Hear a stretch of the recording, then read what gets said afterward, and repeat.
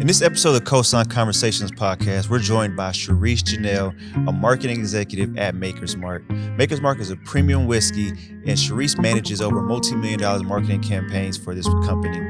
In this conversation, we also chat about how she experienced multiple Fortune 500 companies in her career, working from the Miami Heats, Procter Gamble, and Target, to name a few.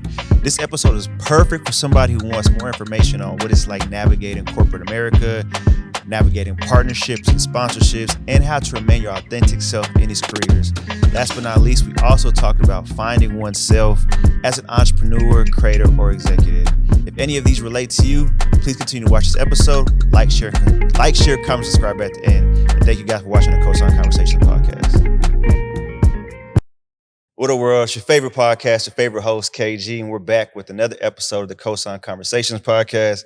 I know we took a little hiatus. I've been working, grinding, getting ready for the COSIGN Awards, but we're back with another amazing episode, and I have a great guest. I mean, she's all right. She's kind of cool. Depends how you, I don't really know. You have to find it yourself, okay? But today we have my good friend, Cherice Jenelle. She's a marketing executive, a mother, entrepreneur, and sometimes even a comedian. So, I'm an amazing comedian. I'll give you a little bit. How you been though, Cherice? I'm superb. How are you? I'm good. It feels good out here doing this again. It's been a little minute. You know, life's been lifing. Mm-hmm. So had to take a little break, get my mind right. How about you? How's life been for you? Same. You know, this has been a year. I can't believe it's October. It is. And I almost feel like it's October 31st, the way the first 6 days of, this month has been. But overall, it's a blessing that we're here. For sure. A lot to navigate out here in life. But I'm healthy. My kids are healthy. Can't complain. You've been doing a lot of traveling this year, too. Yes, I've been on the road. Yeah. Real quick, kind of name drop some places you've been to already in 2025 alone. I can't do that. Okay, just first spot that come to mind. Oh, Switzerland. Flex. You start off with Switzerland, like, okay, I guess. I mean, Martha's Vineyard. Flex. Paris. Another flex. Houston. That's cool. See, I just dropped in a little local. You just did that to bring us down. Yeah. Right. Detroit. Just got back from Detroit yesterday. That's where you're from, though, right? I am. I'm from Detroit. Got from Detroit yesterday. Yeah, but I just frolic here and there.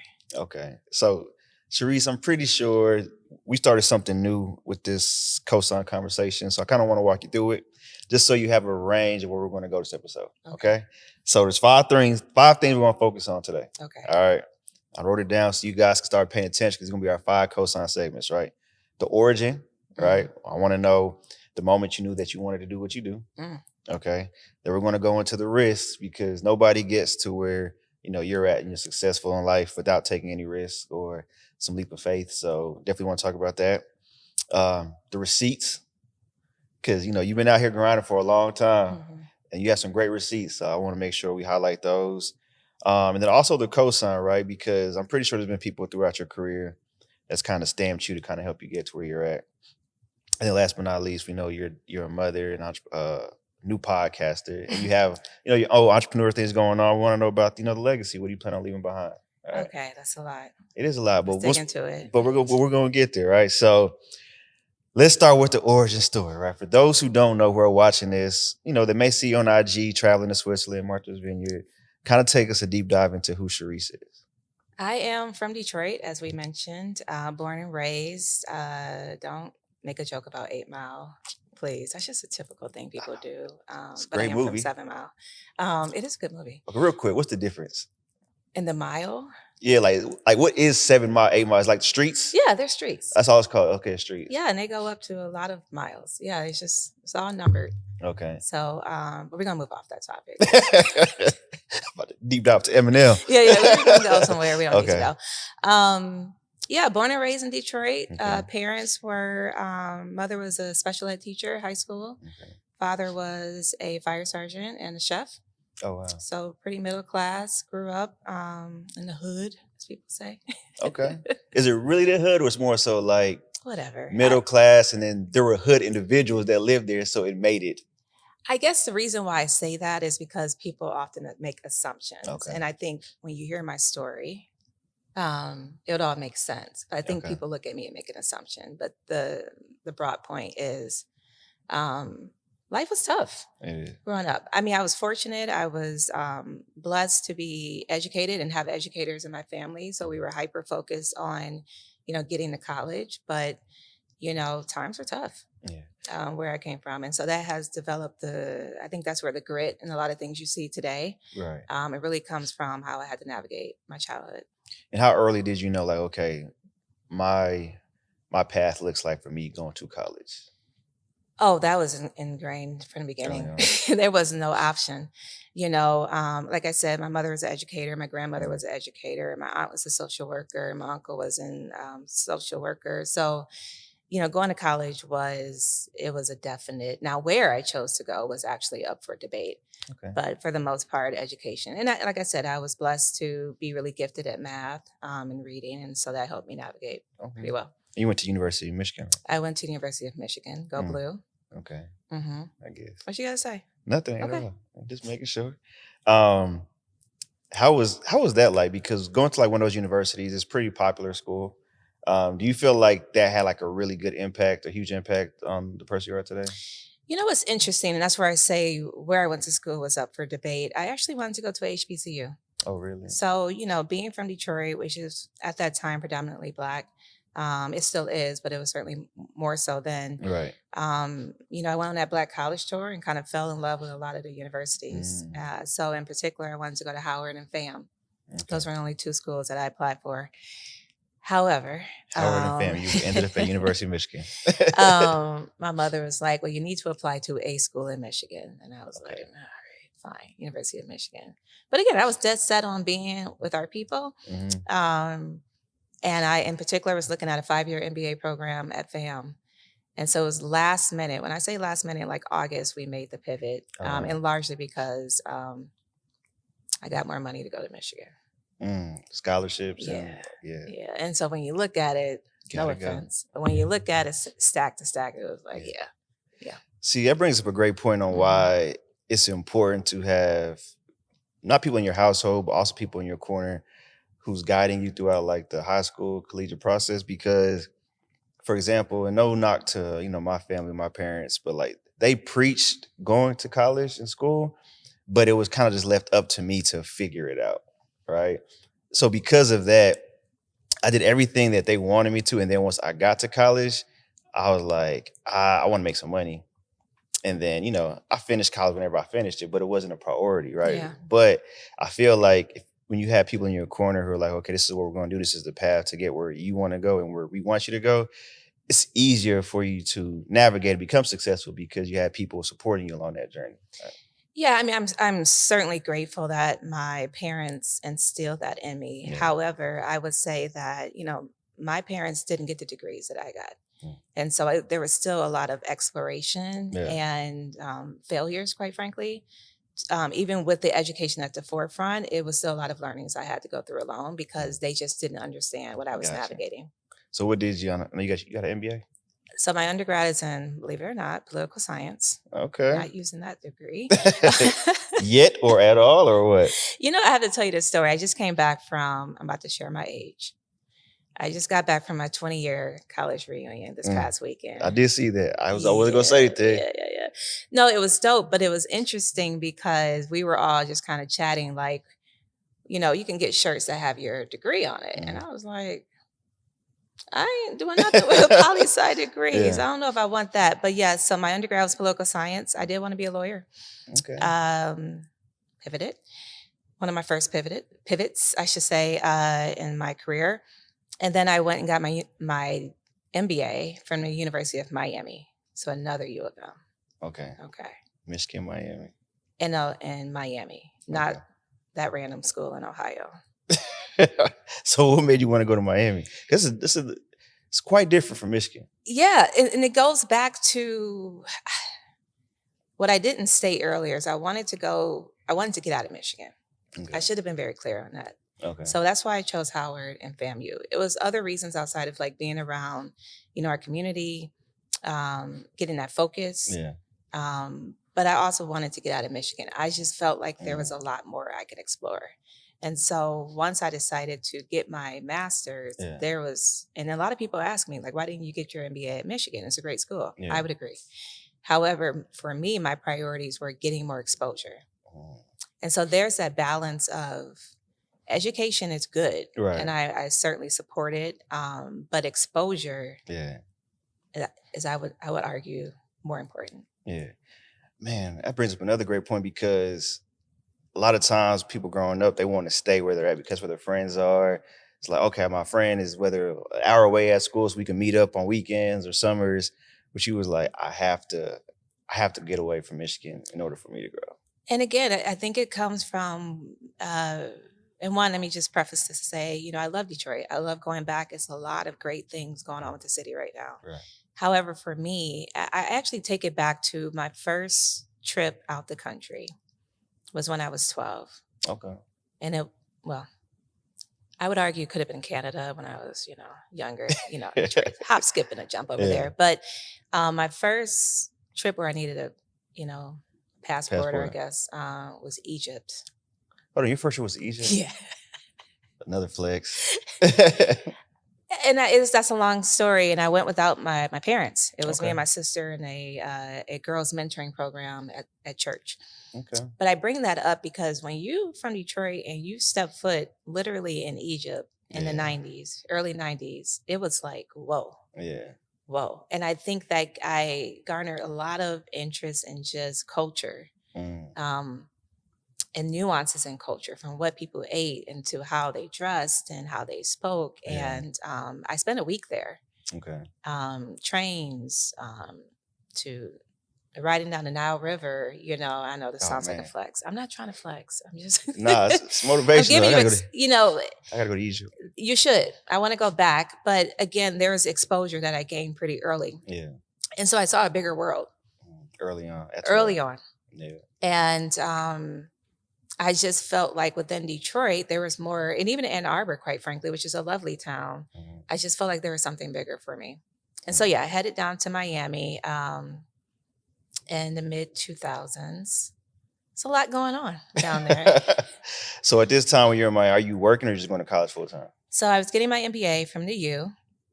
I was working for the Miami Heat. While you're in college? Well, I'm in grad school. Okay. Yes. What are you doing for them? Marketing. Okay. Yeah.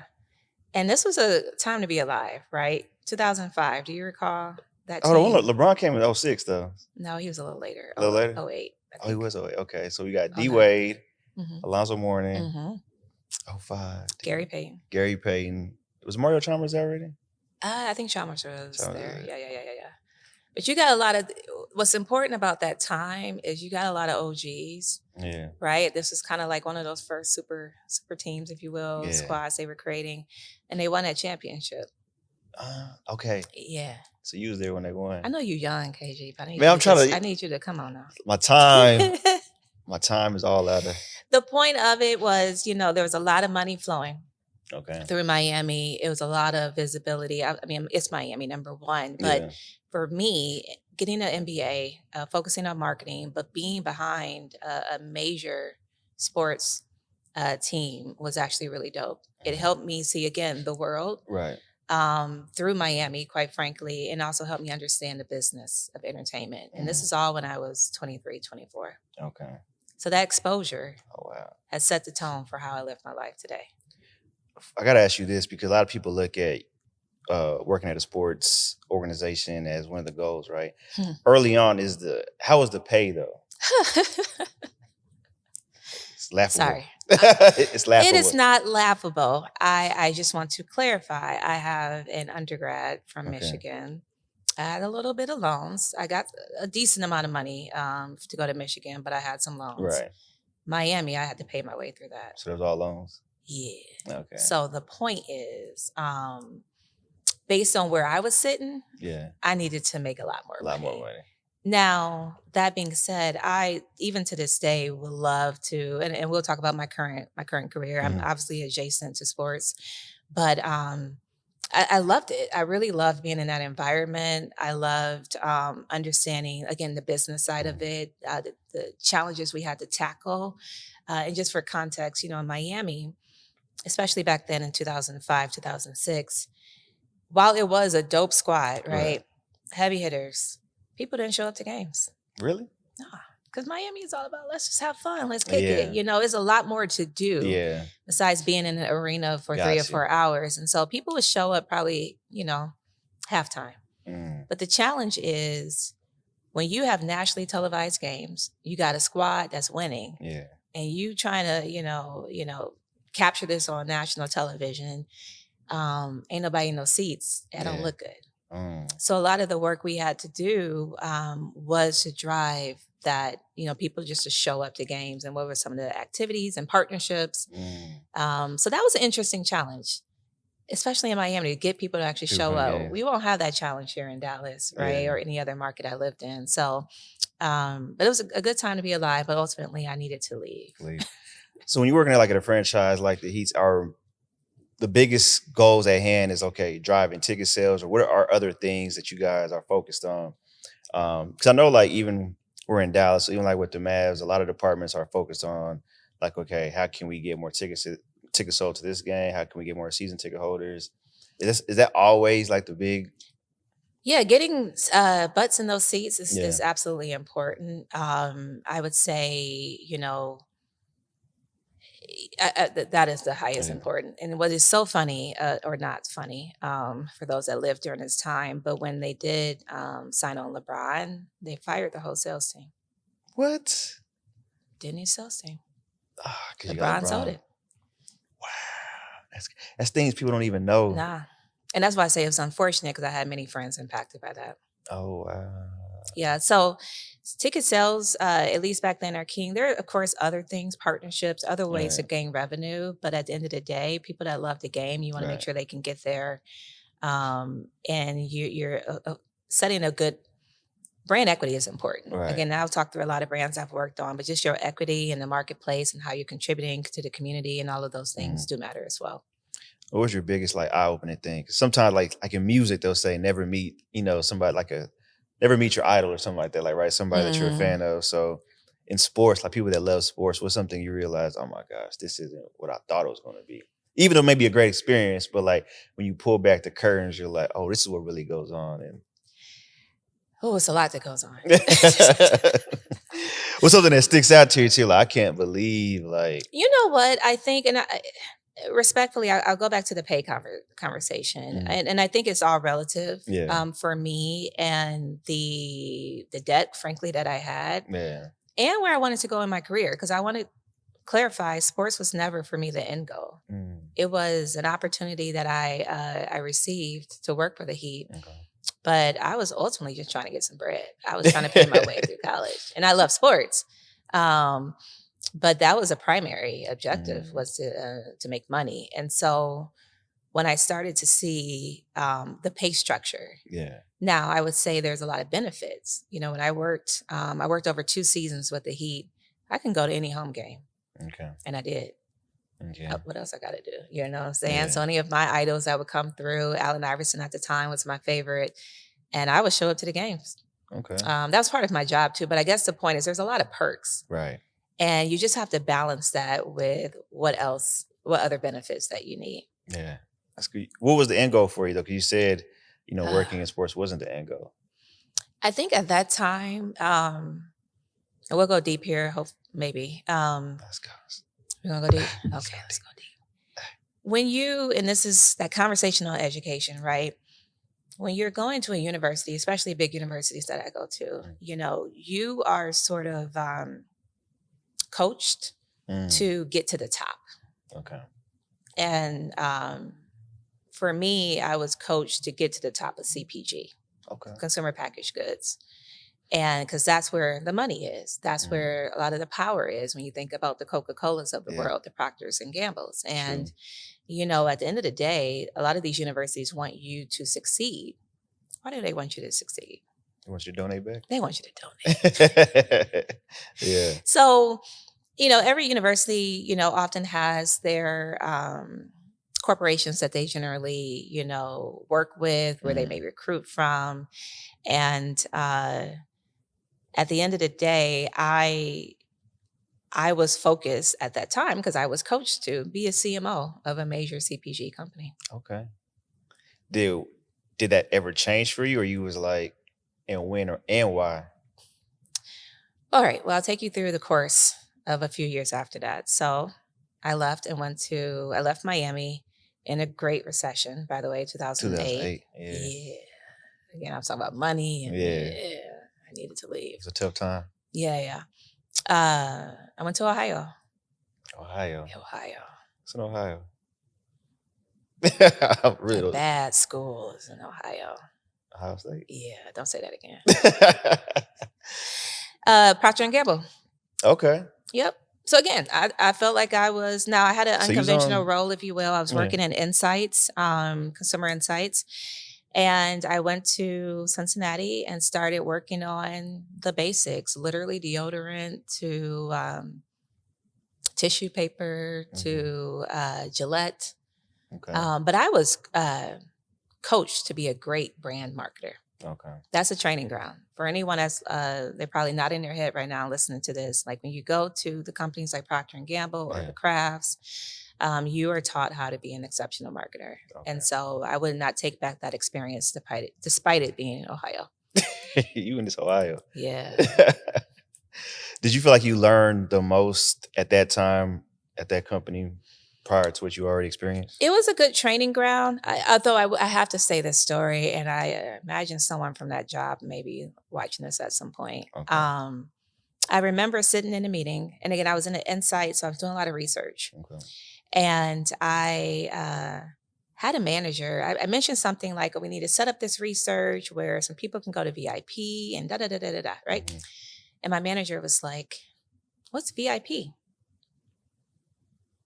Like, really was VIP? Yeah. She was like literally confused. Okay. And I was like, I am confused. I just came from Miami. I was in it. Like, yeah. It was a sectioned off area and an establishment. It was, I tell folks I was hustling backwards a little bit. Mm. I went from, again, living a pretty good life. I was poor, but I was dressed really well. Really well. You know, see, dollar menu, but I was fly.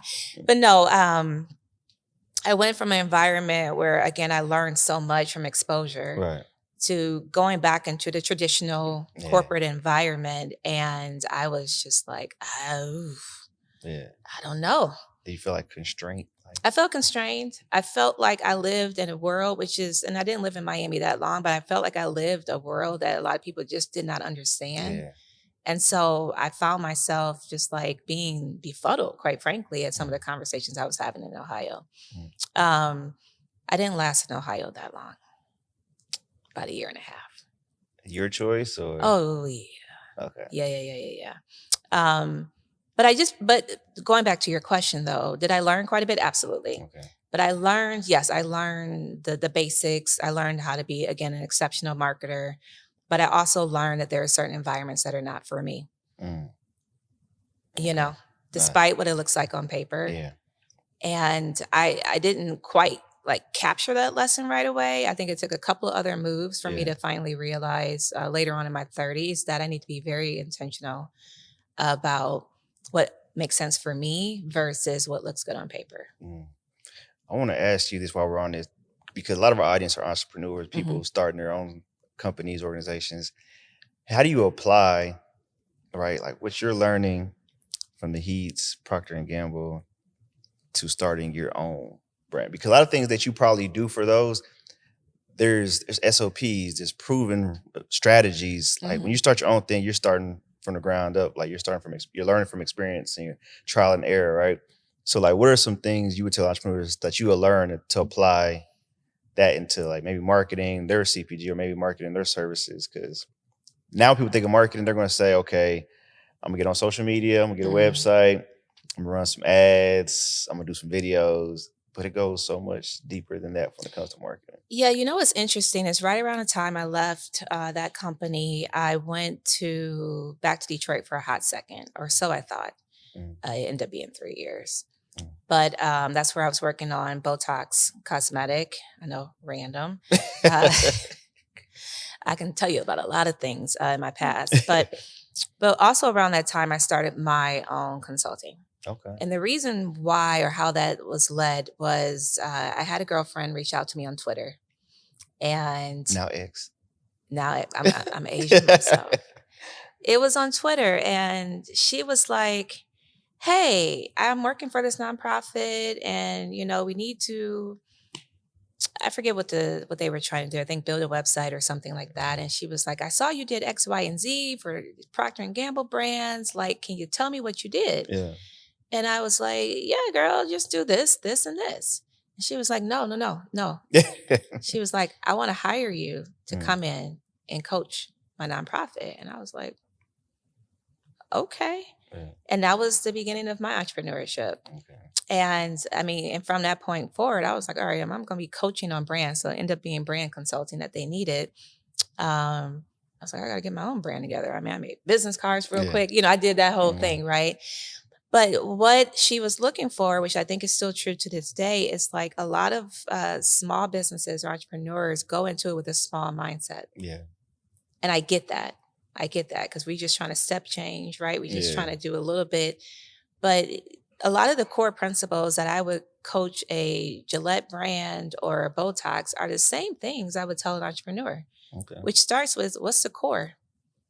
What are your core values? Okay. Who's your target audience? Okay. These are not like gate kept at a corporate level. Right. I think that when you're an entrepreneur, you jump straight to the tactics without really taking the time to iron out the strategy. And so oftentimes when I have, continued to consult with entrepreneurs, I'm going to the fundamentals. They often come to me saying, "Hey, like I need my social media or I need X." And I'm going to go back to, well, who's your audience? Why do you exist? Yeah. And so I think that's, I should say, it shouldn't take working in corporate America to understand that, you know what I'm saying? But I think I had experiences, quite frankly, with a lot of the brands, and I worked on a lot of great brands. So we start with the Miami Heat. We go to working on Procter and Gamble brands. We go to Botox. And then I went to Minneapolis to work for Target. Okay. Then I came down to Texas and worked for Pizza Hut and a few other brands. A lot of the brands that I worked on at that time were going through a midlife crisis. Because that happens to major corporations, right? So when I think about Botox, their patent was lifted and they had a competitor coming in. And they had to figure out, okay, how are we going to stack up with competition, knowing that our competitor is coming in cheaper? When I worked at Target, this was, again, aging myself, but this is back in 2012, where Amazon was like, "Hey, I'm not selling just books anymore." I don't know if you remember those days. Whatever you need, we got it. Yeah, it was like, okay. And that's when the international marketplace started opening up as well. And so then Target was like, "Oh, okay. Now who are we going to be as we compare ourselves to a Walmart, but also, a lot of things Target does in the fashion space, right? They're trying to compete with a Nordstrom or a Macy's. And so they had a midlife crisis of who the heck are they going to be, especially from an omni-channel, digital perspective. Pizza Hut, the same thing. When I was working for them, 2014, I know I feel old talking about this, by the way. They were getting their ass beat by Domino's, right? And they had to have a come to Jesus on who they wanted to be. And so, again, I worked for great brands, but every brand I worked for was having a moment of like, who am I? What are our core values? How are we going to ride these waves, right? And so, again, those principles of understanding who you are as a brand, who you seek to serve, is relevant for a mom and pop or someone that's just starting out. Which brand would you say, doesn't have to be one that you worked at, but you think had like the best pivot or came out of their midlife crisis the best? And like, they figured it out. Is it something that kind of sticks out to you that you may have seen it like, I see what they're doing, and I like that? And I know it's a controversial brand at the time, but Target. Okay. Target was a brand who went back to something that was, I wouldn't say controversial per se, but it was like an easier hook perhaps for them would play the price wars. They decided to lean more into the lifestyle. Okay. Right. And they really tried to hone in on the partnerships. They had amazing, for all the women probably listening to this, they had a lot of amazing partnerships back then, right? Designers. And so they said, hey, we're going to lean into being more of an experiential, lifestyle-oriented brand. Okay. And so, and again, I built super targets, right? I built, not me physically, but my intellect. built them. The laying bricks. Yeah.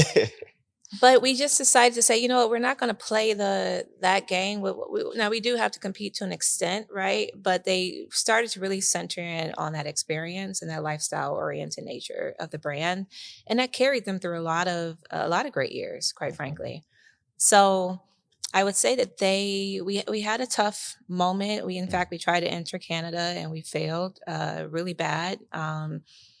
So I think they started to say, hey, let's lock in on who we are. Let's be consistent. Let's have brand partnerships that help augment who we want to be. Okay. And they rode a pretty good wave. And that's inclusive, by the way, of a lot of the D&I stuff, right? They knew who their consumer was. They leaned in. And that was the time where I worked on a lot of the multicultural initiatives. I'm glad you brought that up.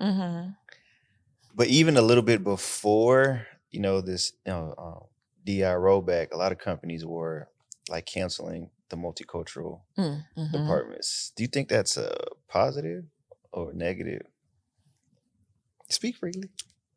Okay, elaborate on your question so I can answer PC. Okay, so I'll take this example specifically because you work for the company, right? Yeah. So there was multicultural roles within, the spirits industry, in certain brands. Yeah. To where they had specific, dollars and partnerships for multicultural experiential marketing. Now they went away with that, and that was just general market or culture plus or whatever they're doing. But general market per se tied everything all together, right? Do you feel like general market tying everybody together is a positive, or separating it to have a multicultural experiences is needed? All right, it's going to be long-winded, so bear with me. Okay. I should clarify, I'm a career marketer, but I spent half my career studying consumer behavior. Okay. So that's very important for what I'm going to say. The reality is, if you look at a census, right, the world or the United States explicitly is more diverse. Right? And it's increasingly diverse.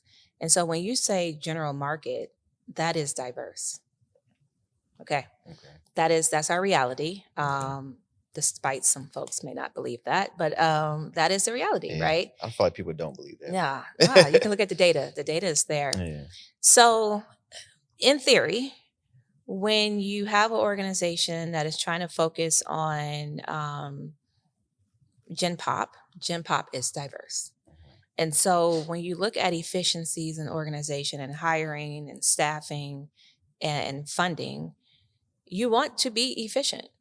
Right? Okay. So you want to identify groups or cohorts that you can primarily focus on. You do not have money to split between, a white male versus a black male versus an Asian male versus Hispanic, right? The money does not exist. Yeah. And quite frankly, if you spread it out that thin, it's not as impactful. Gotcha. So I understand the desire to be efficient with dollars.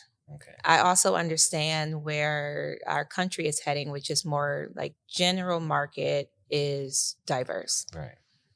I think the challenge that many organizations have faced through this is there's a untested hypothesis that everyone will understand multicultural marketing. And so organizations have rolled back multicultural groups because they believe there's efficiencies and saying everyone must be astute and understand diversity. The reality is there's not a lot of training. True. There's not a lot of exposure. And so that is where things crumble. So that was a long-winded response, but hopefully you're tracking on I understand business. I'm a marketing executive. I understand how to be efficient with resources and money.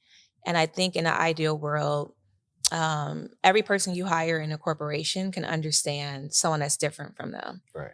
But that is where the theory kind of gets fallen apart, right? Because oftentimes the people that you hire have not had a lot of exposure. And I say the word exposure often because I don't think there's a lot of bad intention. Right. I think it's about what I started off the story telling. I'm from Detroit, but I left at 12 to go to Egypt. Right. I lived in Miami during heyday. Right. Those are exposure points for me that have translated throughout my career. And if people don't step foot out of their state, their city, and Hell, a lot of these corporations hire in like let's say a Procter, you had at that time you had to live in Cincinnati, Mm. which is fine and dandy. But if you're only in Cincinnati, Cincinnati, yeah. how are you getting the exposure? You know what I'm saying? So Right. hopefully that helped, right? Because it's a loaded question, but I understand the intentionality of it. I think that the application just isn't there yet. Gotcha. And I can't say I agree with the efficiency part, but I think where the disagree on my part comes from is that sometimes, like you said, lack of exposure, Mhm. or you can say some people are uncultured, right? There's that.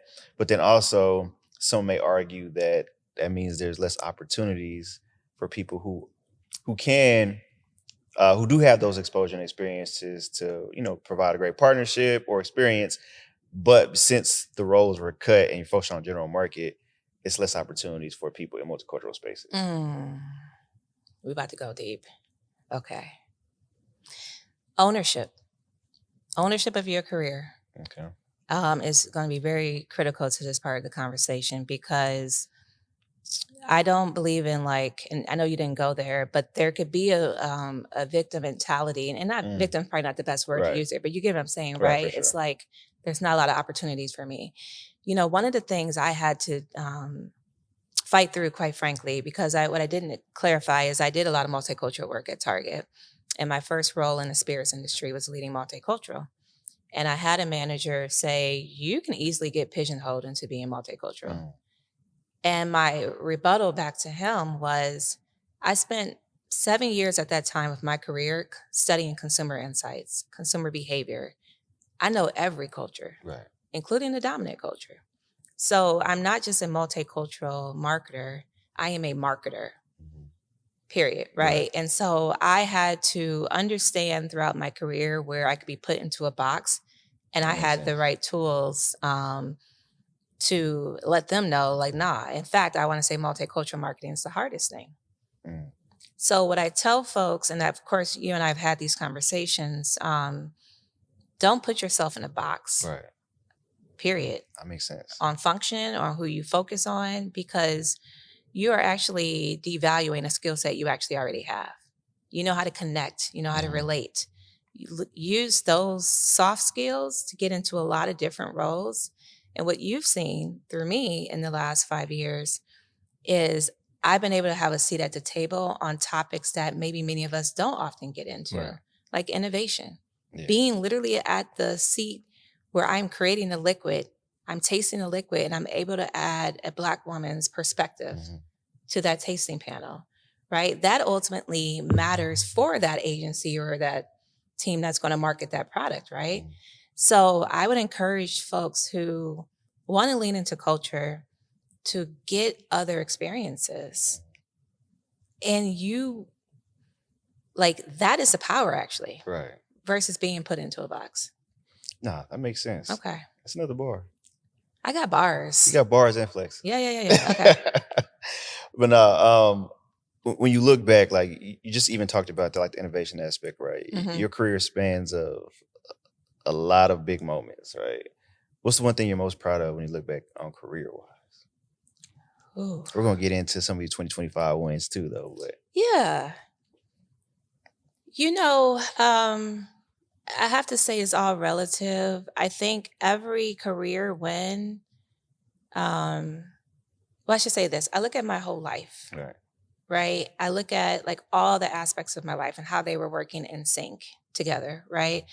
And so, I could maybe have a career win, but if things are falling apart in my life, it's not, I don't know how I would even enjoy the win per se. But more recently, I can address, I built a product from the bottom, and to do everything I just mentioned to you, to understand the consumer that I wanted to go after, to think about that consumer, talk to that consumer, travel across the country to connect with that consumer and understand how they drink, to then be in the lab and work with our research and development team to create a product that was based off that consumer group, to then be able to design the packaging, to then be able to go into my former a job at Target and say, I know this product works for your consumer because I know your consumer. And for them to be like, yeah, you do. Right. And to be able to sell that in within 8 months. Mm. And now that it's in markets, it's out there. That was a baby I created. Yeah.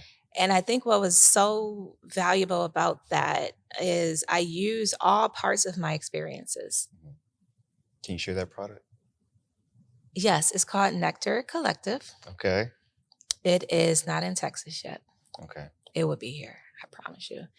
But that's dope. Yeah. And like I said, it's dope for me to feel like I use all my experiences, right? And my connections.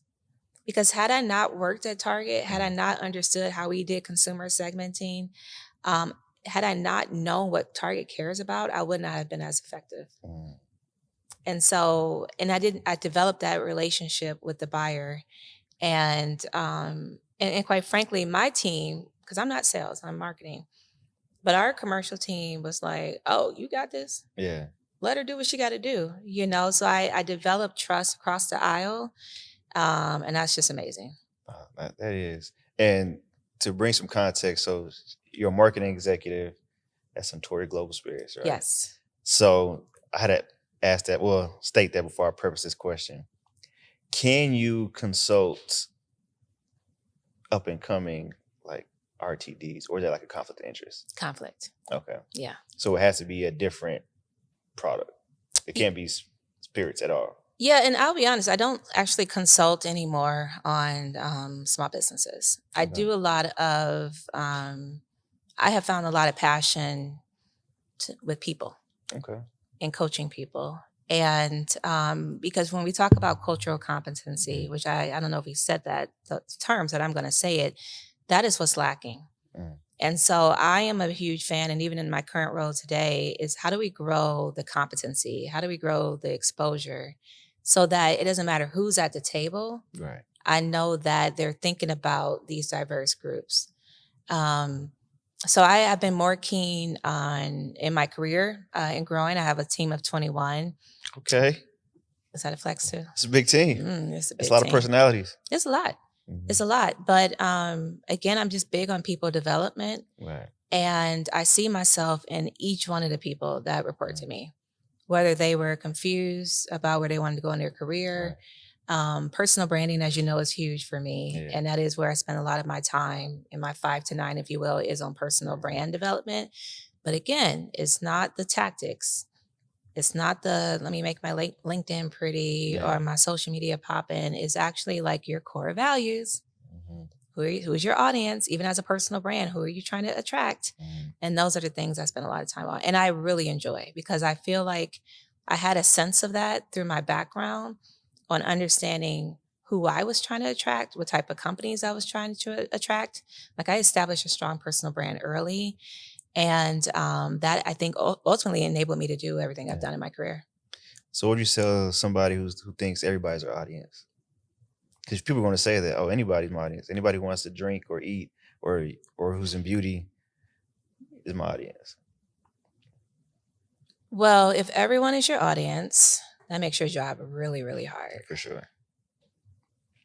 That means you got to have countless dollars, because how are you going to focus? Right. And so I think people need to lean into what differentiates yourself. How can you be like right on time for a certain group, and you not right on time for every group? Right. So I would say what's interesting, and I'll go back to when I worked on Botox, we were hyper-focused on, well, let me also clarify something. Botox is not for cosmetic reasons. It wasn't intended. It was actually for migraines. Oh, really? I didn't know that. Yeah. And of course, I lived in Miami, and, it was used for more than just migraines. Oh, for sure. But my point is, at that time, once, people started to leverage it as something where they saw the results, right? They saw, hey, I got a smooth, just from, helping my migraines. They decided that they wanted to hyper-focus on anti-aging in women. Now, Now, I clarify that because they could have said, no, we want to continue to focus on migraines. Right. They would not be as successful as they are. They went after a sweet spot. They knew women women were aging. Right. And women wanted to look younger. And so we hyper focus on that audience. Now, what's interesting is men get Botox. Yeah. You got it? I do not. Okay. I've had I it don't know if you're before. going to admit it on camera. I've had it once. Let me be clear. I think that it has a lot of benefits. In fact, a lot of men get in on there for sweating. Didn't know that. Yeah. I can refer you to someone. But yeah, trying to say that's what he is. Nah, not every day. All right. But you get my point. Like they had to make a choice of what their sweet spot was going to be, who they wanted to focus on. And that does not mean that other people aren't going to use it. Right. But they knew where to put their dollars and their time and investment. And that is ultimately what made them successful. And every brand, again, has to go through that. Yes, you can appeal to everyone. But we need to hyper focus. I remember actually working on Cavassier. Okay. And when I first got into the role, I remembered, I can't remember who said it, but I remember being in a room, a newbie, been there maybe like 2 or 3 months. And I had a slide that said, hey, our hyper focus is going to be AFAM males. Okay. And, we were, of course, going after Hennessy, And I had a white male in the group say, but I like drinking Cavassier. So why isn't it targeting me? Yeah. And I remember in that moment being like, in my head, it's clear as day why we're not. And it's not that you can't drink it or enjoy it. Cognac is experienced across the world, right? But our competitor who we need to kick off their pedestal is Hennessy or Martell or Remy. You know what I'm saying? And so that's where I tell people, like, if you want to go after everybody, you better have the budget to do so. But I would argue you don't need to. And then you can refine yourself based on who your key focus should be. I want to know what you told him, though. I really don't know. He may be watching. But I think my point is, like, when you have a focused audience, I think sometimes look at that as black and white. I am not saying that, someone else can't use this product. I only have a certain amount of money. Right. Where do I want to lean in, get some learnings, right? And get the biggest return. Yeah, and get the return and then be able to maybe diversify that.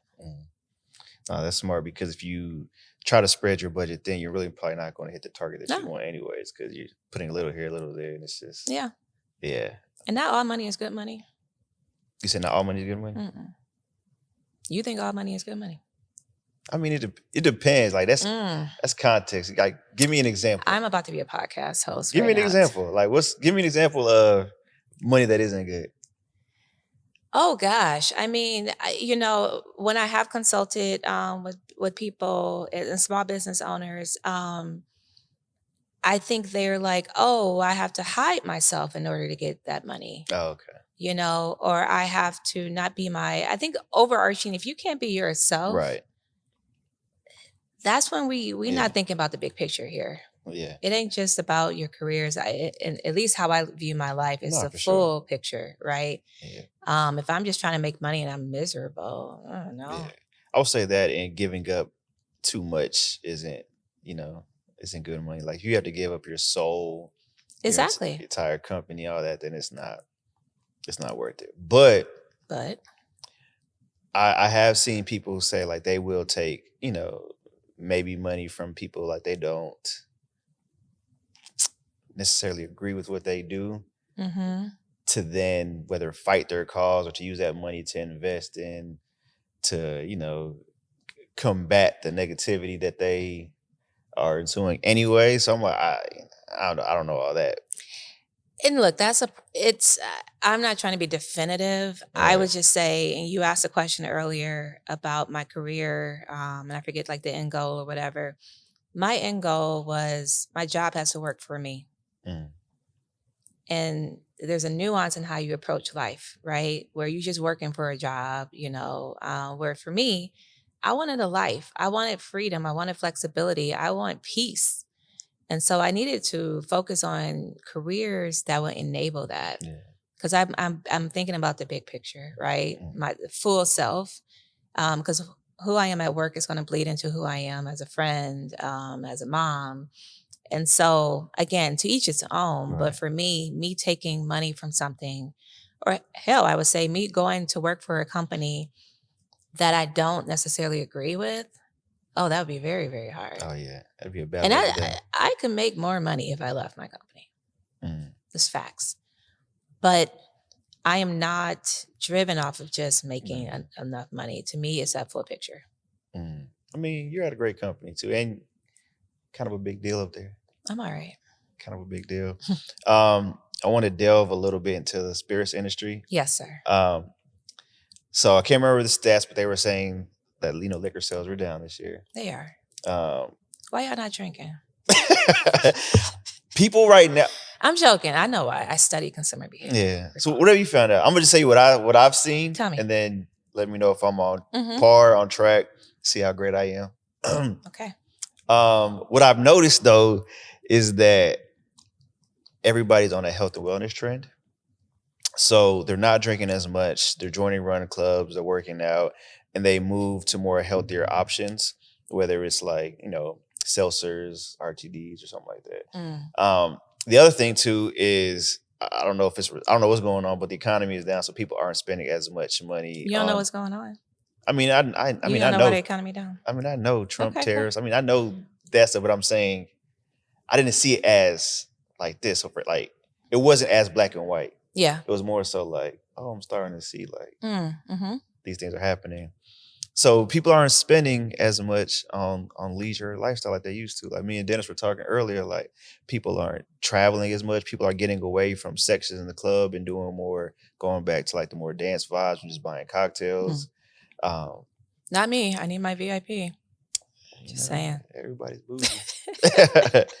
But that's what I've seen though. So kind of tell us what No, I think what you didn't. Let me just start with saying, yes, you are correct. Everything you just stated was there's a macro component to it, right? With the world adjusting to a lot of things. Tariffs is certainly one of them. Sure. I do think that you have to look at the last 5 years, quite frankly, right? You had the pandemic, which did some really interesting things to the industry. One, it actually is this is what's interesting. It accelerated the industry a little bit. Because you had a lot of people sitting at home like, what I'm going to do, and they drank. Yeah. But then what we're seeing right now is actually a right sizing. I think you saw a lot of people lean in. And it was an interesting conundrum because you had a lot of bars closed, restaurants, et cetera, right? So what we call on-premise shut down. Right. And that certainly hurt. But then what we saw is people were driving to liquor stores, right? Or learning how to make cocktails themselves, right? Which is really cool. Yeah. And so I think we saw a lot of laws flex a little bit, and that made the industry really interesting, but it also made it a little bit unstable because once we kind of got back to the norm, air quote, in 2022, 23, that's when it was like, oh, okay. People probably had enough alcohol at home, right? They kind of slowed down their purchases. But what you didn't mention is there's other things that people are doing to enhance their mood. Okay. And you got to think about when we talk a lot of tactically about what spirits is, but spirits is something that people leverage, right? To enhance their mood, whether you're sad, whether you're happy, right? And so when there's other things that are being legalized that enable people to enhance their mood in different ways, now you're kind of diversifying the options, right? So you didn't mention that overtly, but that is also something that's happening. And so when we talk about moderation, and I don't know if you said that explicit word, but people are just moderating how they drink or when and where they drink, and they have other options. Now you do have more canned cocktails, right? And so it is a shakeup. And I think it's for those companies who have been monitoring consumer behavior, it's not necessarily a new thing, but it's something you need to plan and forecast for. It's something my organization did where we started to lean into more ready to drink that had a lower ABV. So I think it's just consumers are diverse and they're diversifying how they want to enhance their moods. And it's up to any company to say, okay, how do we who's our target? and how do we want to meet them where they are with offerings. So Mm-hmm. that's kind of what we're seeing right now. But I would say that it's when I see these stats that say people aren't drinking, which again, it could be true. A lot of them are. Yeah, they may I not be think- drinking every day of the week, but Yeah. they're just drinking 5 days a week. So I think their moderation is a good thing. Yeah, I'll definitely say more moderation. I don't think I've seen anybody like, oh, I'm just done drinking. It may be like, I'm not drinking as much, or when I go out, I'm not, because these bars are charging way too much for Yeah. a cocktail. Yeah. I wish y'all could have some say in what like restaurants and bars charge per cocktail. Oh no, we have no say on that. They do not. Let's but move on. should $22, $24 for. Can't help you with that one. And another thing I want to talk about too is because a lot of our audience, and I kind of hate talking about this because then people are going to take this and then try to do this same thing but not get the results, because partnerships, sponsorships are relationships, but it's also, studying consumers as well, right? Mm-hmm. For somebody who's been in the space and you worked in different, brands, what would be like your recommendation? Not necessarily for you, like, hey, do this to get a sponsorship from us, but if somebody is looking for a sponsorship, what have you seen that work if they don't have a relationship? To me, it's relationships are key in every industry, especially this one. But where I see people fall flat or not be successful is their focus on a transaction versus building. Okay. And what I mean by that is, any brand, and again, I'll talk broadly here, even when Target did our brand partnerships, and I'll use the word partnerships versus sponsorship, but it's kind of the same thing in how we look at it. Target recognized it wanted to be seen as a credible fashion place. So what did they do? They partnered with some big known fashion designers to have approachable collections, right?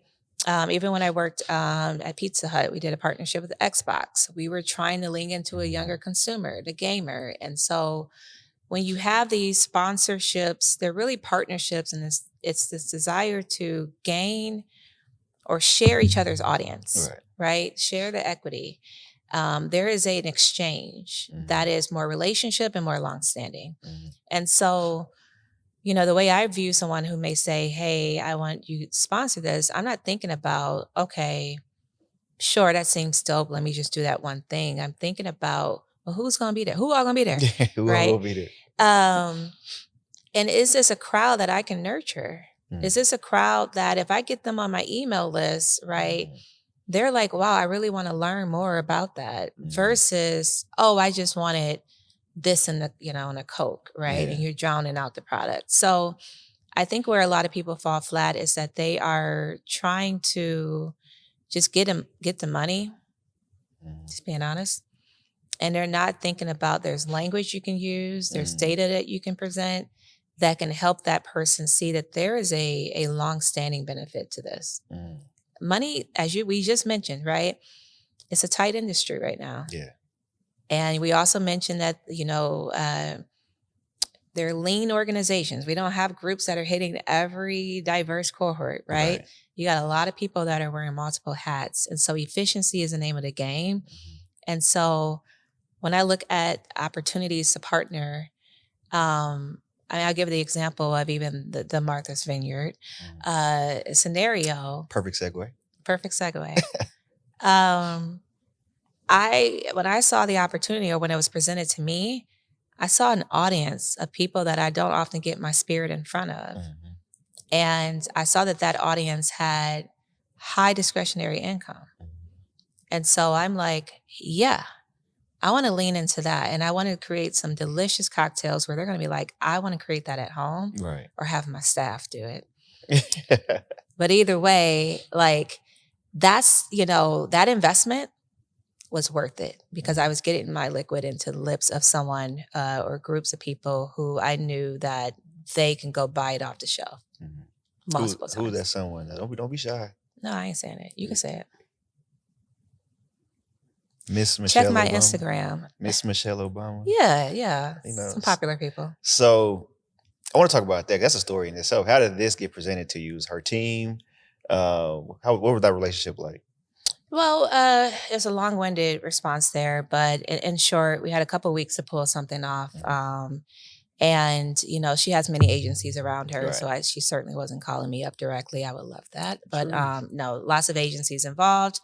An opportunity presented itself to sponsor a function for her after her podcast, and yeah, we showed up. I showed up and delivered, and like I said, for me is understanding that audience, understanding again, talking about culture, Yeah. right? Like, how does my brand show up in this culturally relevant way?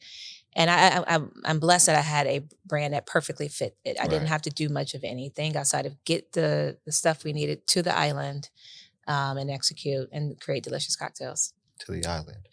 The island. To the island. It's an island surrounded by water. I did not know that. It is. My bad. Things you learn every day. Yeah. But no, I was when I saw that online, I was like, that's dope. I'm happy for you. I'll be clear. I mean, I won't go too deep into it, but that was a game changer for me. Kind of like when I talked about sports, I didn't necessarily have on my bucket list to work in the spirits industry. I did think about at that juncture, okay, what is a company? This was my mid-30s at the time. Like, what's a company or an environment that would work for me? That could pair all the things I cared about, the things that I felt like my purpose lied in, being a part of culture, building teams, being adjacent to entertainment. Again, I never have lost sight of that. And so this industry enables me to do that. And so to have that opportunity was really, really magical. Yeah, you look like you fit in there. Like, oh, I do belong. Yeah.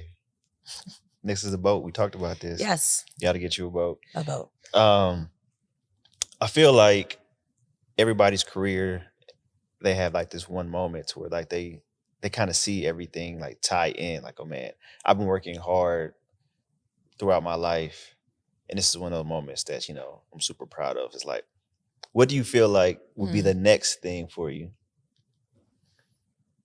Because you've done festivals, you've done Fortune 500 companies, you've done a lot.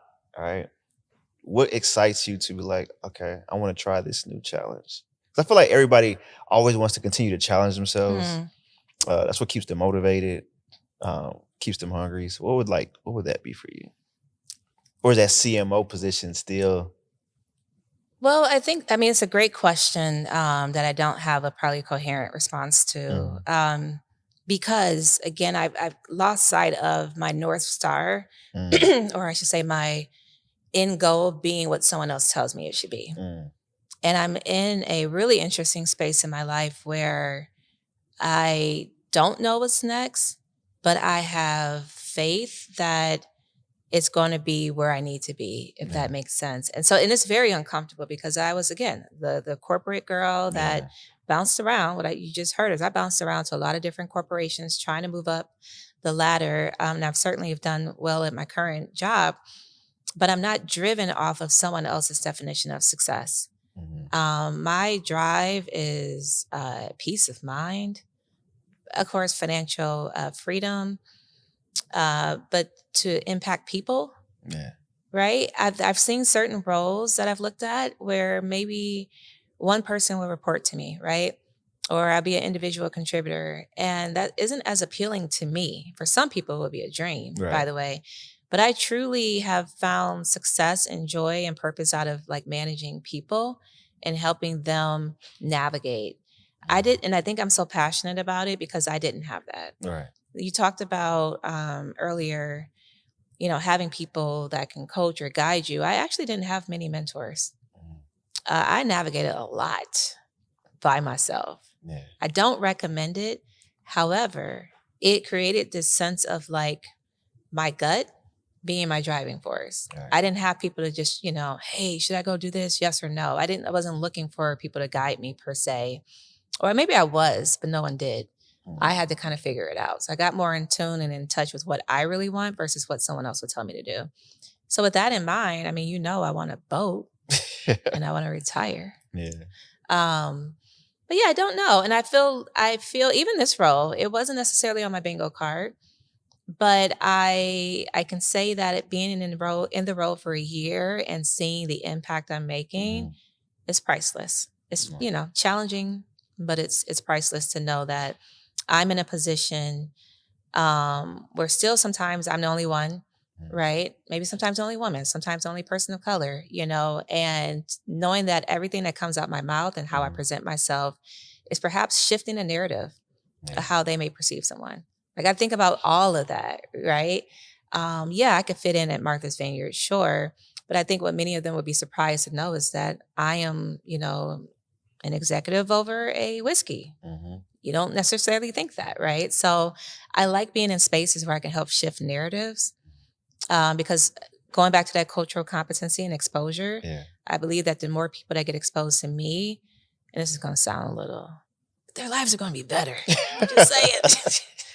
Nah, but you know what I'm saying? Like I truly believe that, and that's where I get excited about new challenges and opportunities to impact other people.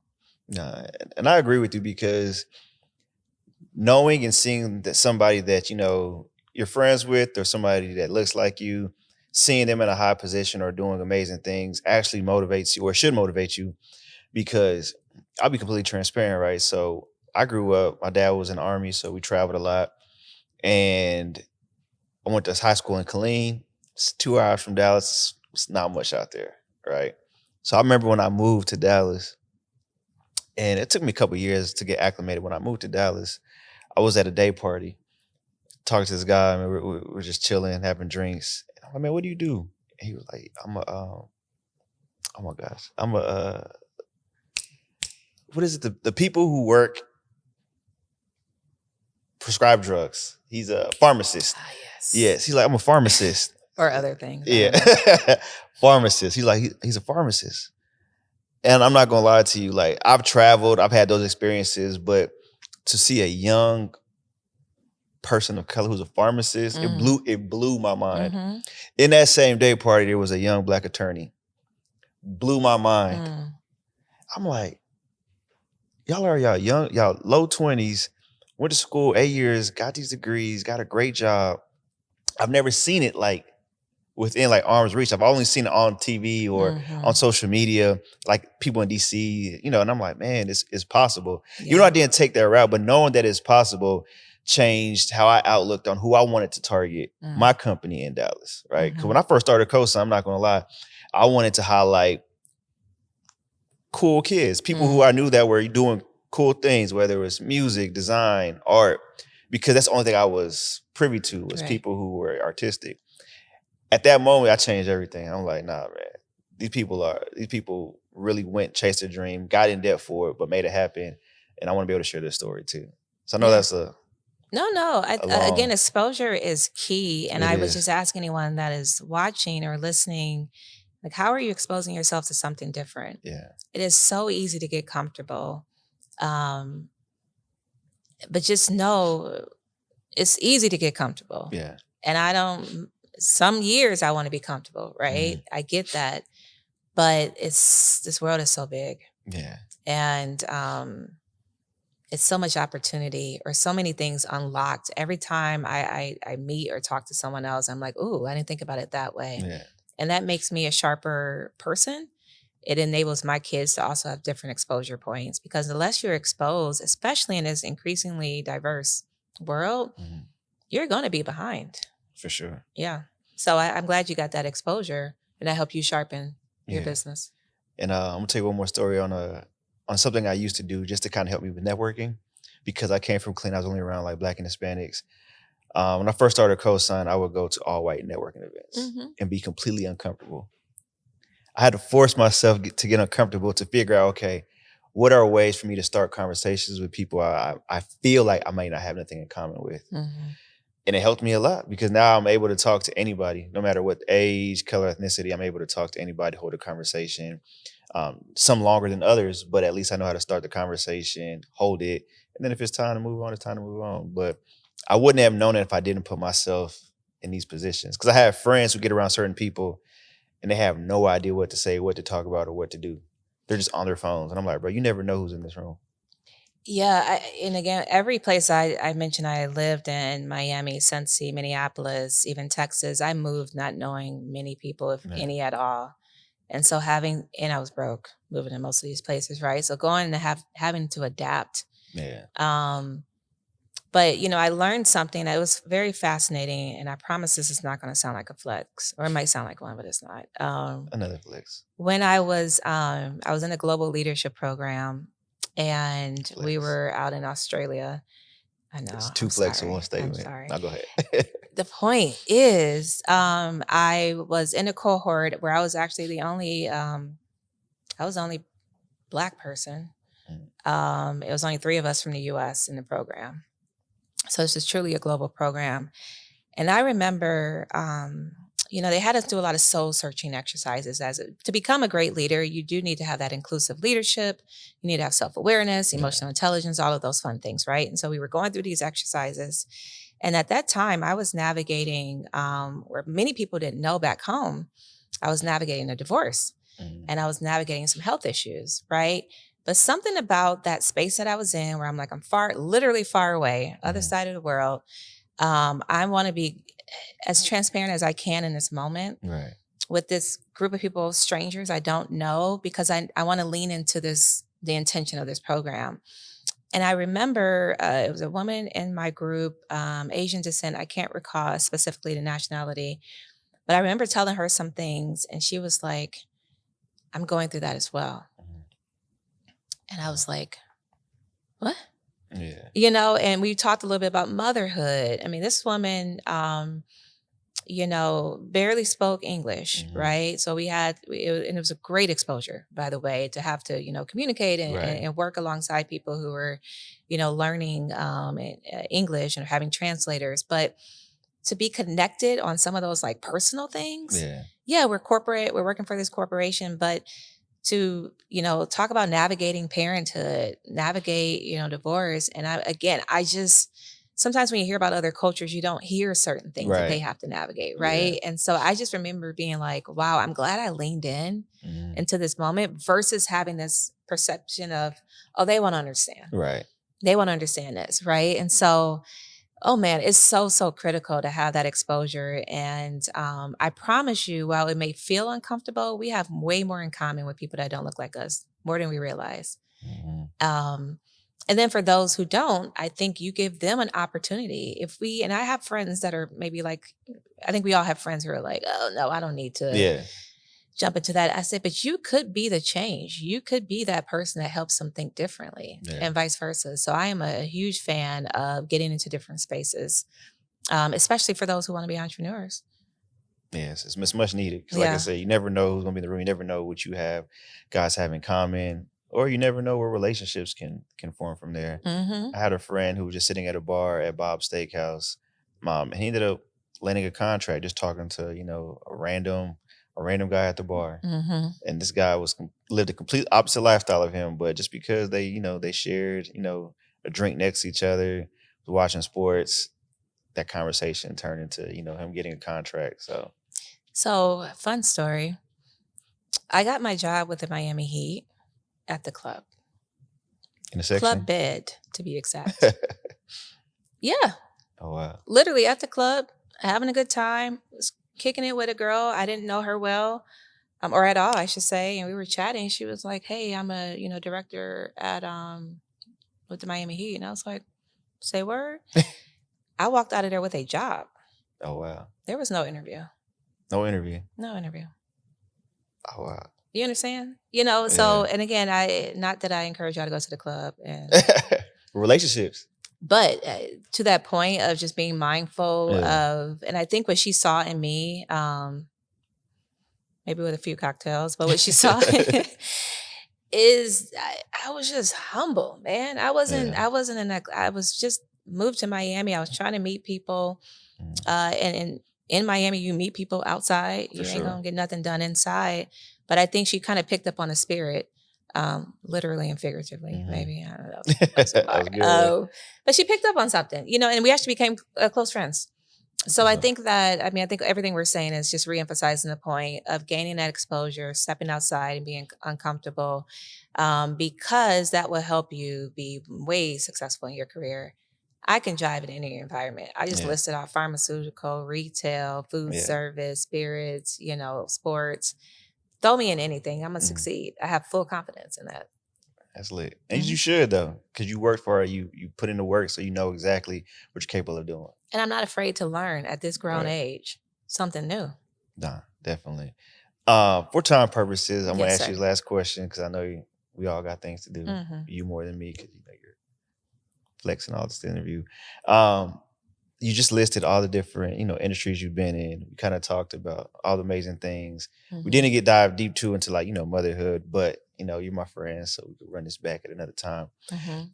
But I always like to end these conversations with an open-ended question, so you can kind of just share advice for anybody who's watching. Right? It could be life, it could be work, it could be corporate, it could be Mhm. entrepreneurship. Because there's something that might be within you right now that's kind of telling you like you should probably share this, right? So whatever advice that is that you want to share with somebody who's watching, this is kind of like your floor to share that with them, whether it's motivational, inspirational, or just something like, hey, pay attention to this. Yeah, I think so the last week I've moved around quite a bit. I was at a conference, National Black MBA conference, which I used to be the president of Flex. Another one. You should have threw that in there in my intro. Shit. But I was at a conference and then I also just came back from my 20-year reunion, right? And I saw a pattern and a theme that is one of the reasons that sparked me to do my personal brand coaching and consulting. There's a lot of people that are lost right now. Yeah. And we just mentioned earlier, there's a lot that's happening in the world.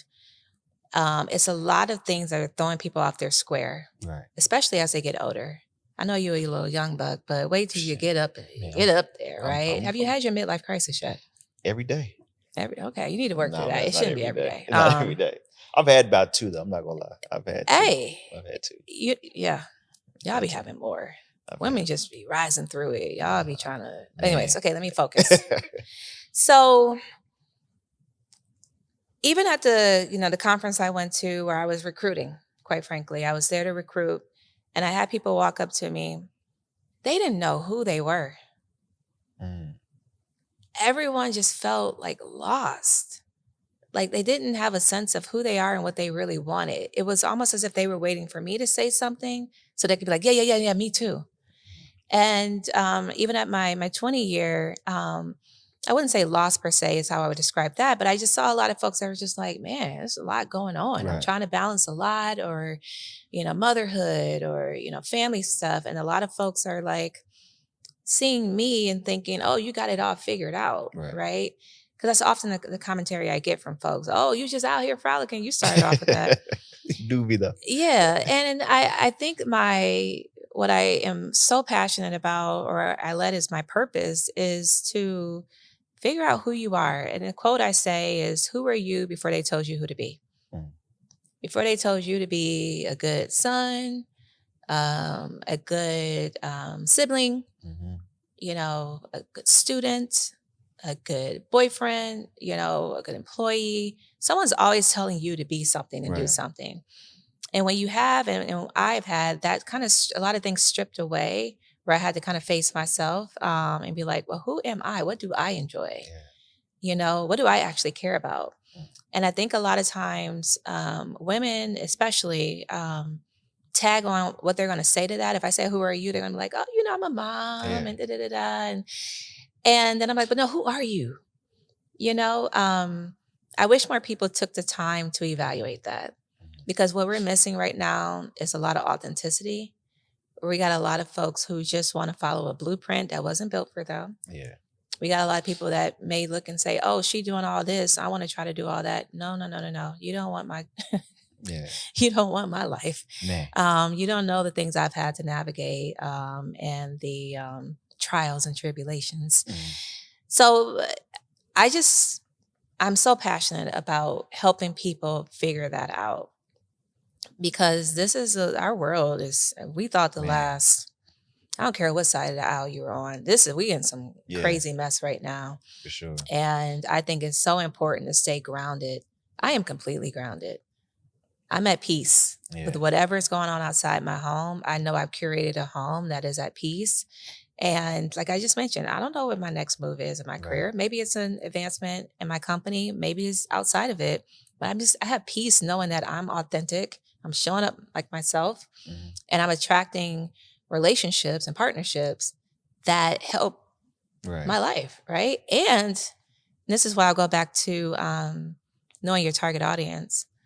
If you want to appeal to everyone, you're gonna run yourself ragged trying to be liked by everyone. And I'm okay to turn people away. You don't like my little jokes? Because we didn't go back to that part. I am funny. I get the jokes. But if you don't like it, so you laugh. A little comic relief. If that don't work for you, cool. Yeah. But that wasn't like that 20 years. I wasn't like that 20 years ago. I definitely wasn't like that even 10 years ago. So I think that was kind of like my midlife crisis, more of like it's having a renaissance and just being open to like attracting what is meant for me. So that's my push for everyone. If you're going through things, everyone is going through it, from college kids. I was just interviewing to people that are, 20 years out and being like, I don't know. But it starts from within versus having someone tell you who you're going to be. I'm so glad you brought that up. And I'm trying not to, extend this, but I have to talk about this. I don't know if you believe in higher power, but I feel like God is telling me to, talk about this. But there's been 3 times in my life where I failed. And one is currently. Like, I have no idea like who I am. One was 5 years though. What was the pandemic? 2020? Yeah, 5 years ago. I was so lost. I'm like, the world is quiet, shut down. I don't know what I want to do. I don't know who I am. And I just work through it. And now with so much responsibilities, I'm like, okay, everybody here knows me for this thing, right? COSIGN being this thing. And I feel like I let that be me. But I'm like, I'm not COSIGN. You know what I'm saying? I'm so much more. But then it's like I lost sight of like, what do I really want? What do I even really enjoy? Because I don't really do anything I enjoy. All my enjoyment comes from work. Like we're friends because of work. So like everything is related to work somehow. So I'm still trying to figure out like, what is it? It used to be basketball, but now my knees don't, I can't. My first step Could you ever? I was nice. Okay. My first step isn't the same. I'm a little slower these days. Yeah. So basketball is not it. My daughter's 18. So it's like it's no longer, daddy. It's like, I'll trip with my friends.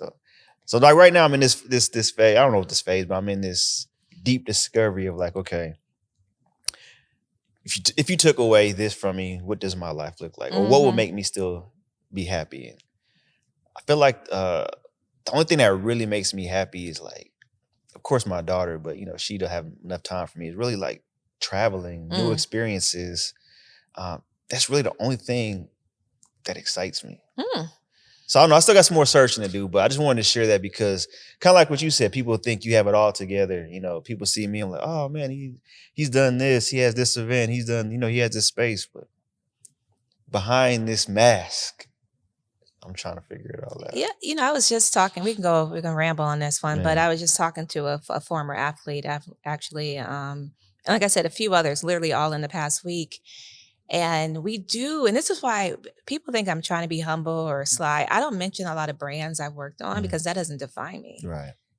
I don't care who I saw at Martha's Vineyard. I do. But you know what I'm saying? That doesn't define me. That moment doesn't define me. It may be dope for other people. Right. But the point is you're not alone. And 2, when you get tied to, again, the athlete in particular, you get tied to a certain team. Right. You know what I'm saying? You're tied to your brand. So I think this all normal is where I'm going. And I think to have that introspection it's going to probably happen frequently. And because what I see from you is that you're blazing your own trail. So of course you're not going to know what's in front of you. Right. You're not following somebody else. And the same for me. Like I'm not trying to be, I could be someone's CMO, but it may look different. Right.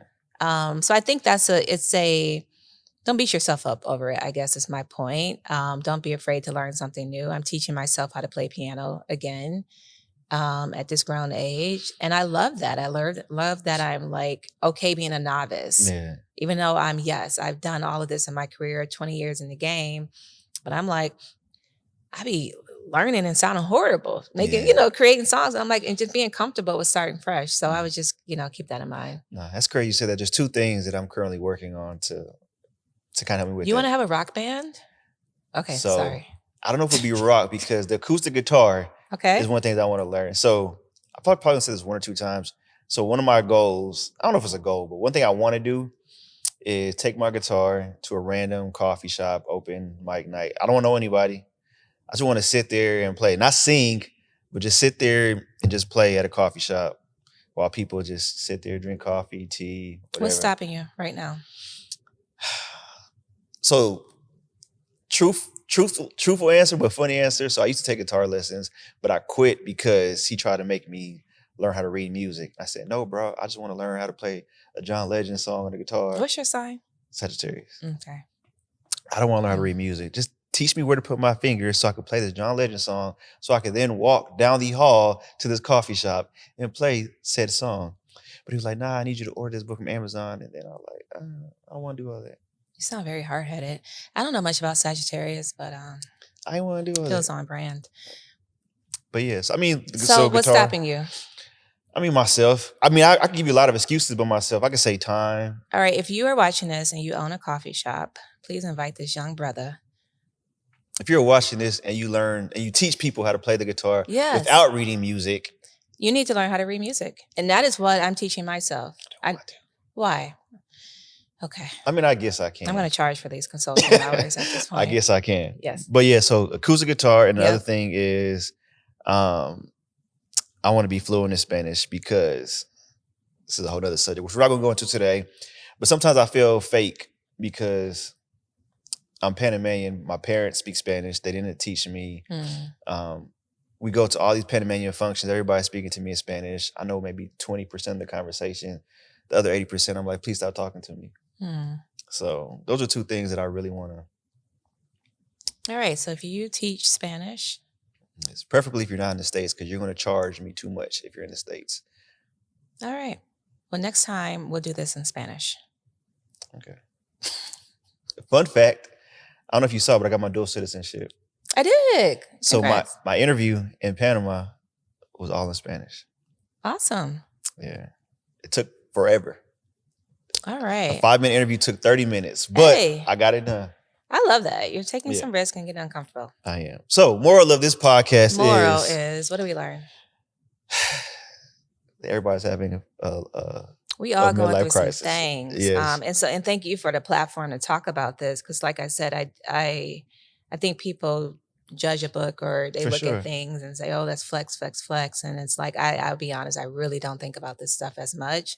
I'm just trying to live a life that is purpose driven, impactful, fun. Joy is just not a component of my life. It needs to run through my life. And I'm raising 2 young girls. I want them to, all the barriers that I felt like I had, I want them to not have, and be their authentic self. So. No, that's real. Thank you. And I want to say this on camera too, because some of y'all may not know me well or know her well. When I mean flex, I'm just playing. I'm extremely proud of you. I want to say that. Flexing, though. Okay, I'm extremely proud of you because you, it does, I mean, you're doing amazing things. And some people may call it a flex, but, I'm grateful to have a friend that's able to, be her authentic self and travel and do all these cool things. Thanks. Like I know her. Yeah, it's my. I'll send you a postcard next time. I feel like you've. No, I'm gonna start going. I'm start going. Art Basel, 2025. Yeah, we in there. Thank you for being a guest. Definitely gonna be a part 2. Thank you for being a guest. I appreciate the transparency, the open conversation, and the jokes. It makes for a great conversation. If you want to know more about Cherice and what she does, how can they? Yeah, I'm Cherice Jenelle. I'm sure you'll spell that out somewhere. Google me. And listen to her podcast, On Brand. Yes. And not to go too deep, because I think we should have wrapped this up like 20 minutes ago. But again, being led, I'm not a podcast girly. In fact, I talk crap about podcast bros. But here I am with my own. Because I really want to help facilitate a conversation like we honestly just had in this last segment. And so, yeah, you can follow me and you'll see the podcast On Brand, On Purpose. Yes. Please follow her. Make sure to like, share, comment, and subscribe. Again, this is the COSIGN Conversations podcast where I host and I also interview entrepreneurs, executives, creatives that I co-sign and want to share our relationships and the people that I co-sign with my audience. So if you did enjoy this episode, again, please like, share, comment, and subscribe. If you have any questions, put them in the comments so Cherice can come back, watch this, and, answer if she wants to, and leave some, some jokes in there as well. Yeah. All right. As always, I appreciate you guys. Until next time, y'all continue to live an amazing and blessed life. See y'all later.